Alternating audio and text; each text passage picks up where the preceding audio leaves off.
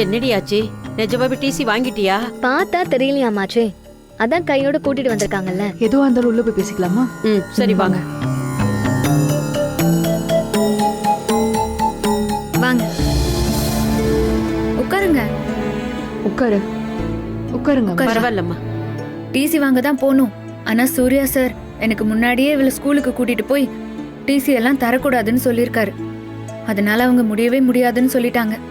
இப்ப வேற வழியே இல்ல, இவ இந்த ஸ்கூல்ல தான் படிச்சாகணும். அப்பாடி, இப்பதான் எனக்கு நிம்மதியா இருக்கு. என்ன நிம்மதியா இருக்கு? அந்த வீட்ல இந்த விஷயத்த காலம் பூரா சொல்லி காட்டுவாங்க தெரியுமா? விஷப்பாம்பு மாதிரி கொத்திட்டே இருப்பாங்க. சரிம்மா, இப்ப என்ன பண்ணலான்னு இருக்க? அவங்க ஸ்கூல்ல கட்டியிருக்க 2 லட்சம் ரூபாய் பணத்தை திருப்பி கொடுத்தாகணும். 2 லட்சமா? ஏண்டி எல்லாம் தெரிஞ்சுதான் பேசுறியா? அவ்வளவு பணத்துக்கு நாம எங்கடி போறது? என்ன கேட்டீங்க?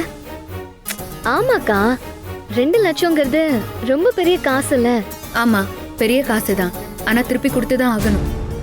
அக்கா, என்னடா இவ எல்லாத்துக்கும் நம்மளே வந்து நச்சரிக்கிறாளேன்னு நினைச்சிடாதீங்க. எனக்கு உங்களை விட்டா வேற யார்கிட்டயும் கேட்க வழி இல்ல. நந்தினி, அதெல்லாம் ஒண்ணும் இல்ல. என்ன விஷயம் சொல்லு. இந்த பணம் தான்க்கா. 2 லட்சத்தை எப்படியாச்சும் ரெடி பண்ணி அவங்க மூஞ்சிலேயே கொண்டு போய் விட்டு எறியணும். நான் ஒன்னும் திருடல. என் தங்கச்சி படிப்புக்கு நீங்க கட்டின காசு இந்தா இருக்கு, எடுத்துக்கங்கன்னு சொல்லணும். எப்படியாவது எனக்கு உதவி பண்ண முடியுமான்னு பாருங்கக்கா. ஏதோ ஒரு 5000 10,000னா என்னால பெரட்டி கொடுக்க முடியும். 2 லட்சத்துக்கு நான் எங்க போறது? அக்கா, ஏதாவது ஒரு வாய்ப்பு இருக்கான்னு யோசிச்சு பாருங்க. அந்த பணத்தை திருப்பி கொடுத்தாதான் நான் அந்த வீட்டுக்குள்ள கொஞ்சமாச்சும் நிம்மதியா இருக்க முடியும். இல்லனா இன்னும் தான் என்ன கேவலப்படுத்துவாங்க. தண்ணி குடிச்சா கூட அப்புறம் திருடி திருடின்னு அதையே சொல்லுவாங்கக்கா. தயவு செஞ்சு கெஞ்சி கேக்குறேன்க்கா, எங்கேயாச்சும் எப்படியாச்சும் யார்கிட்டயாச்சும் இந்த 2 லட்சத்தை புரட்டி கொடுக்க முடியுமான்னு பாருங்க. நான் கொஞ்சம் கொஞ்சமா திருப்பி கொடுத்துடுறேன்க்கா. உங்க கூட வந்து சமையல் வேலை செய்யறேன். எந்த வேலையை பார்த்தாச்சும் நான் கட்டிடுவேன்க்கா.